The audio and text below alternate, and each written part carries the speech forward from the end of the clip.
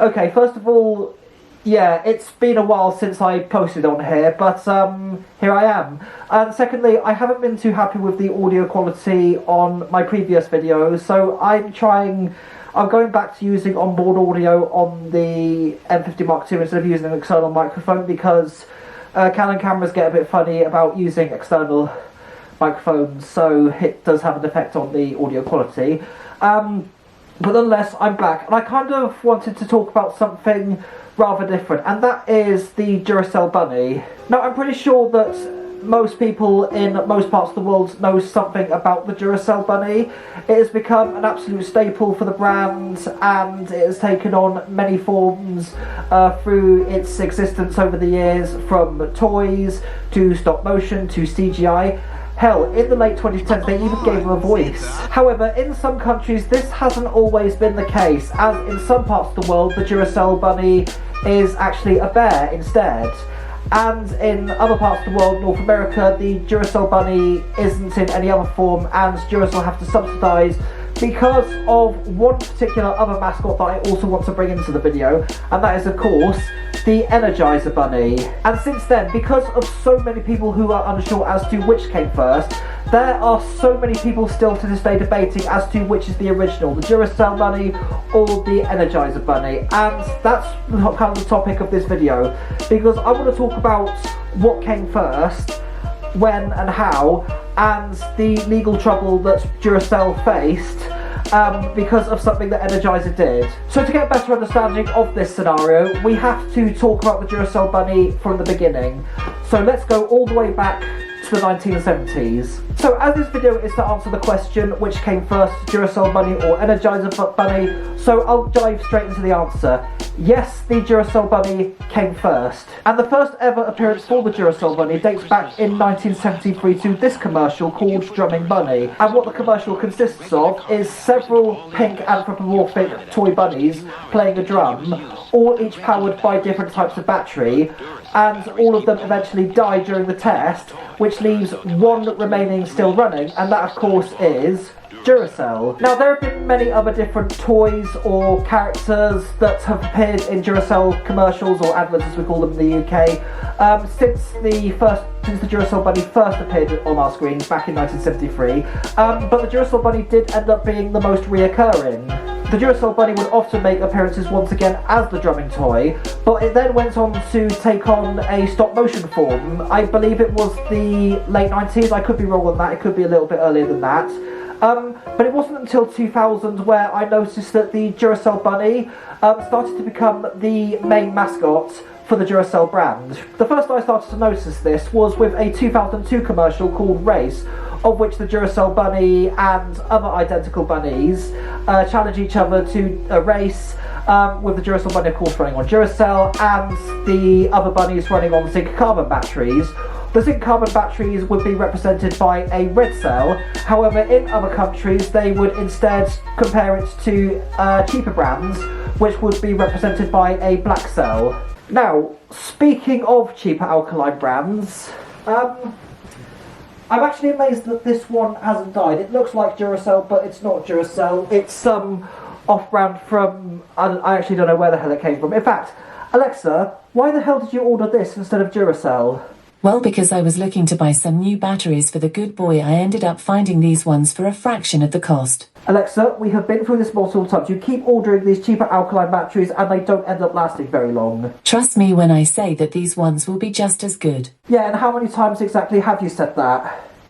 Well, maybe 7 times before this one. Look, I've told you enough times already. Stop buying these bloody cheap off-brands, okay? Okay, I won't then. Good. At least I didn't order any zinc carbon batteries. Actually, to be fair, that's true. That is true. Now, as I was saying... Oh, god damn it. It's dead. It's gone flat. Alexa, damn it, I told you this would happen. Although, to be fair, I bloody jinxed it. Harry.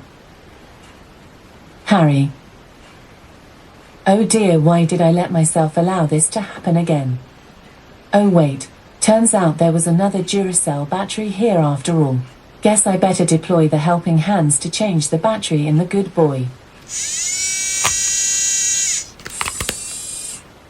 Oh,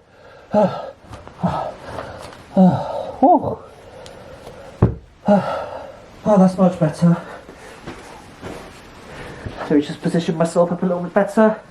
Now, also, for legal reasons, I do have to declare that other brands of alkaline batteries are available. Anyway, let's pick up from where we left off. Anyway, throughout the 2000s, this was the Duracell Bunny's dominant form, and they showed you in a gym, they showed a day in the life of the Duracell Bunny. Most of the work was actually done by a company called Scaredy Studio, who typically specialise in stop-motion commercials. And hell, even the creators of Wallace and Gromit Aardman had a crack at the Duracell Bunny. Because while the character model looked the same, here you can see him doing parkour, and it was a hybrid of stop motion, live action, so fair play to Aardman for pulling this off. However, as we approach the 2010s, the stop motion Duracell Bunny kind of phased out. He still stuck around for a bit in the early 2010s, but stop motion is expensive, and of course CGI is cheaper, and corporations like to save money, so they decided to have the Duracell Bunny in a CGI form. Now, since the Duracell Bunny came into light, he's always been a non-verbal mascot. However, that all changed in 2019 until this commercial was released, and the Duracell Bunny all of a sudden started speaking, thanks to voice actor Miles Luna. Excuse me. Sorry. Bunny coming through. Megaphone, you can't quit now. These will keep you powering on until the predictable sequel. Thanks. And if I'm being honest, I did, for a large portion of my life, wondered what the Duracell Bunny's voice would sound like. If he was given a voice, what would it sound like? And Miles Luna answered the question, and I feel like this is a very interesting take on the Duracell Bunny, given his previous forms, and yeah, honestly, can't complain. There is, however, one thing I'm very picky with about the Duracell Bunny. This is just going to be something very, very trivial, but let me just explain this. So in earlier forms of the Duracell Bunny, we can clearly see that the battery is embedded into the back, well, partially at least, which does give the impression that the Duracell Bunny is actually being powered by the battery. However, in more recent forms, the Duracell battery is just there on his back. It's not embedded into the back, like, you know, I've probably shown it already, but I don't know if you can see it with my tail being in the way, but here, like this. The battery should be embedded into the back similarly to this, so that it gives the illusion that, you know, the bunny is being powered by Duracell Bunny, but it's not there, so why the hell is it even there in the first place? But I'm now at that point of the video where you're probably wondering, where the hell does the Energizer Bunny come into this?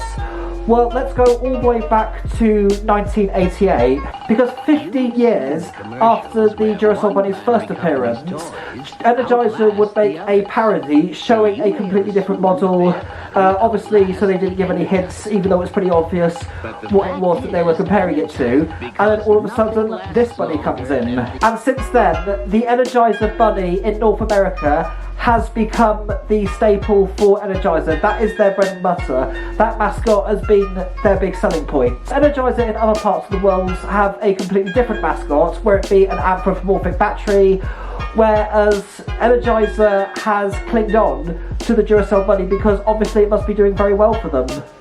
But with the Energizer Bunny being the dominant bunny of the two in North America, so what about the Duracell Bunny? Well, it turns out that Duracell trademarked the Duracell Bunny, like basically what it was. So they trademarked specifically a battery-powered bunny mascot or something on the lines of that in most parts of the world. However, there is one continent that they didn't register that trademark, and that was North America. So Energizer in North America capitalised on that and trademarked, you know, battery-powered toy bunny mascots before Duracell even thought to or remembered to, and that has resulted in quite a bit of legal trouble ever since. Now, rumour has it that Energizer did try to register the trademark all over the world, however Duracell were not happy about that, so this resulted in 1992 a out-of-court settlement where Energizer were, as far as I'm aware, happy to have the bunny trademarked only in North America, whereas Duracell were allowed to trademark it in other parts of the world, so that was kind of the thing between. So this also resulted in Duracell taking on a completely different identity in their commercials and any other forms of advertising, like in North America, whereas the rest of the world was allowed to use the Duracell bunny. However, in North America, they've had to go a very different approach. I'd say in North America, Duracell doesn't really have a mascot. It's just the battery being in different circumstances with live action actors. But in terms of an actual mascot, nothing has really came into fruition since then. But the legal troubles didn't end there, because word is some packs of Duracell from, I believe, Europe or Australia, they end up in North America. However, they had to be sent back to where they came from because of the fact that the packaging showed the pink Duracell bunny, and if they sold that, then that would be a violation of trademark laws, because they have sold a packaging or a product that has a battery-powered pink bunny out in North America. So the fact that it wasn't Energizer, so yeah, you kind of get the idea. So basically, because the Duracell packaging had the Duracell bunny on, because the pink bunny was registered to Energizer in North America, that meant that it would be a violation of trademark laws if the Duracell packaging in particular, or the product was sold in that particular packaging in North America. So hence the reason why it was not allowed to be sold and had to be sent back to the supplier in the original content from where it came from. So there you have it. I hope that kind of answered the question as to what came first, so the Duracell bunny or the Energizer bunny. So the Duracell bunny came first all the way back in 1973. However, the Energizer bunny didn't make his first appearance until 1988, which was a parodic response to Duracell, and it's been quite a whirlwind of legal stuff and trademark issues ever since then. And anyway, that's it for this video.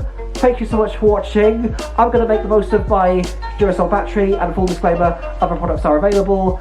But until then, actually, funny enough, do you know what? I was gonna make a video of explaining the backstory to this prop, hence the reason why I'm actually making this video. So this prop, I thought I'd make the most of it, and I will make a video on my next schedule explaining how I built it and why. But until then, thank you so much for watching, and as always, take care. Mwah.